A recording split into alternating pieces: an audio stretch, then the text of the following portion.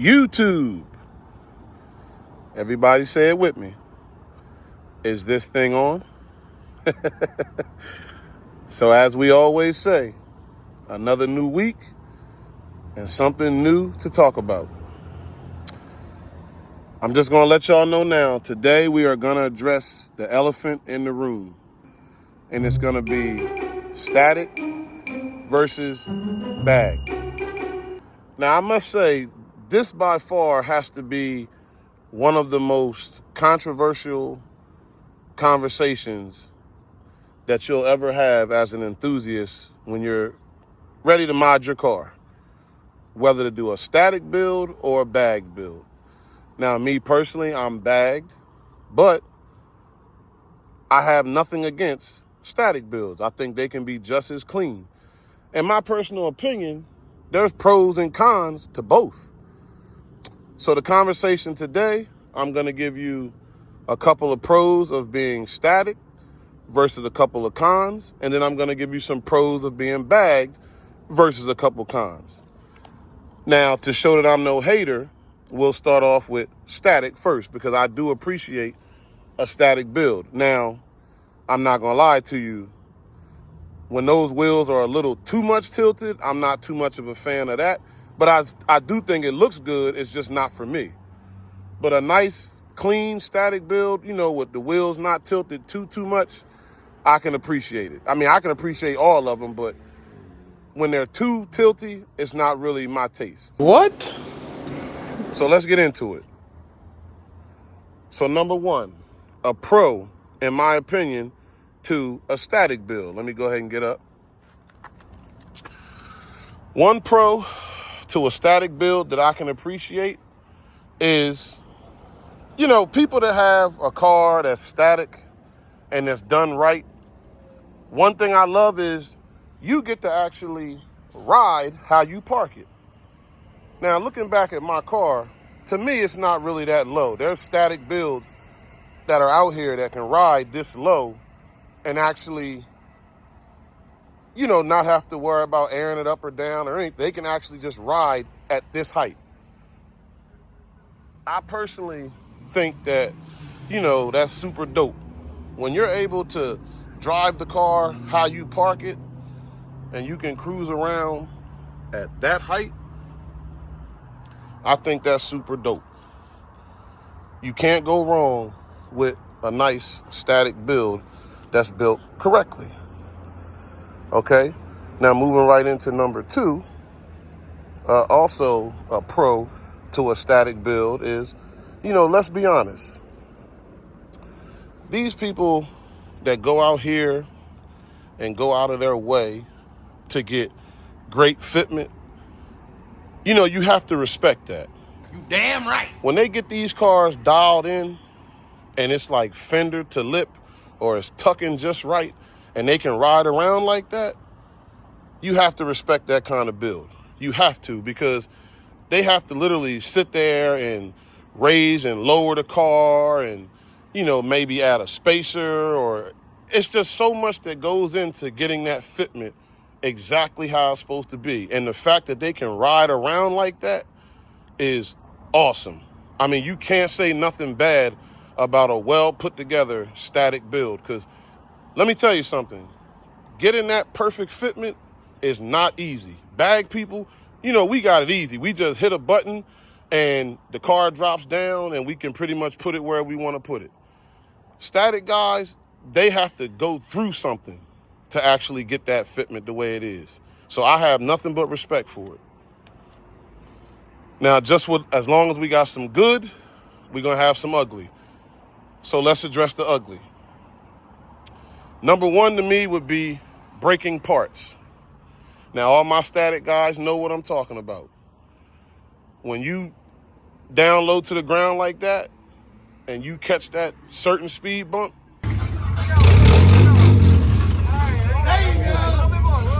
you got to pay to play. It costs to be the boss. But once again, nothing but respect to them when they have them sitting the right way. But you may end up breaking parts underneath your car, undercarriage, scraping. All that goes with a static build. There we go, security. Hopefully they don't bother me. Okay? And number two, another con to being static, in my opinion, is, let's state the obvious. You know, you may get stuck somewhere. Now, I know you've seen these videos where, someone's driving and they go in a dip in a road or a speed bump and the car gets stuck on it. It just goes hand in hand with static. And then, they got to get their friends to try to help them push them over the speed bump or something like that. It just goes hand in hand with being static. Broken lips, oil pans, all that goes hand in hand with being static. And when you're really tilty, I mean like that crazy tilt, something else you're going to go through is replacing tires. I mean, again, that's just something else that goes hand in hand with an extremely static vehicle. And tires can be expensive. And I mean, from what I understand, those guys that are like extreme tilt, they really don't get a lot of tire life out of those tires. I mean, they're replacing them monthly, if not weekly. Weekly might be a stretch, but you get what I'm trying to say. Like, you're going to go through tires, something crazy. That's pretty much all I'm going to give you as far as the static life. Now, like I said, I can't speak too much on it because I've never witnessed it or experienced it myself. I have a few friends that have static builds. I see theirs. I fall in love with them. I love the fact that they can just drive it like that. But it's just not for me. Reason being, I'm a little older. So my eyes aren't what they used to be. I can't afford to be driving around and swerving bumps and stuff like that. Like, I enjoy just being able, hey, if I don't know the road, I'm going to lift it up and keep on moving.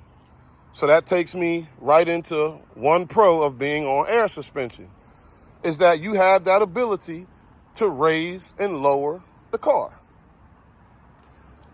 Like I said, if I see that speed bump coming up, I can simply just press a button and lift the car up and keep it moving. I love the convenience of being able to do that. Not to mention, also, if I'm traveling on a road that I don't know and I'm not familiar with it, I can just raise the car and keep it moving. I don't have to worry about, am I going to tear up my front lip? Am I going to crack my oil pan, like we already talked about? So the convenience of being able to lift that car up, and let's face it, everybody knows when you pull up to a car show and it's time to air out and they hear the noise, it draws attention. There's nothing like airing out a car. Nothing like it.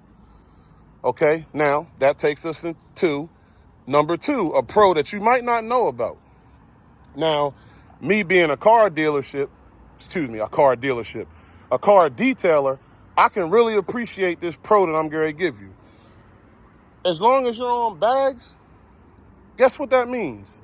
You have a source of air. So with that being said, I literally can come to my trunk and I can hook up an air line. And guess what? With that being the case, I can put air in my tires if I need to, or with me being a detailer and you want to use air tools to clean out your car, say you get done washing your car, right? And, you like I said in the video before, I use air to blow the water out of those places that it might get trapped at.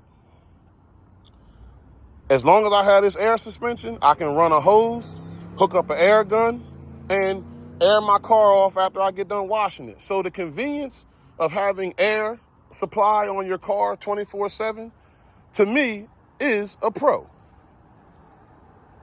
But just like I said in the static situation, there's cons to everything as well. First con being that fear of going somewhere, maybe a far car show, a far car meet, etc., and popping a bag. Listen to me. There's nothing like the fear of the unknown, not knowing whether you're going to pop a bag. And if you should happen to pop a bag, trust me, I hope you have some friends, something around you at the time when you do it, because you're going to need them. It's nothing like being in a situation where you're somewhere far away and you burn through a bag. So that fear sometimes of worrying, oh goodness, I hope I don't pop a bag, it gets to me sometimes. So that fear of the unknown of whether I might pop a bag is definitely a con to me. Now, my second con, the last one I'm going to give you, because we ain't trying to make this video too long, is the maintenance. Now, don't get me wrong. In the summertime, it's not too bad. It's really not, okay? But in the winter, and I've shown this in previous videos, but I'm going to show you it again. In the wintertime, when you got to do your maintenance and you got to come back here to the air tank, okay? Now, you lift this up and you got your release valve right here. Now, this is what you got to use to release the water, out of your line. Let me shut my little Honda Access trash can. This is what you got to use to release the line. Now, when you pull this valve, that water shoots out of there. Again, in the winter, that water shooting out of there, hitting you in your face or whatever may have you, it's a pain in the behind. Now, I'm going to show you a little bit real quick.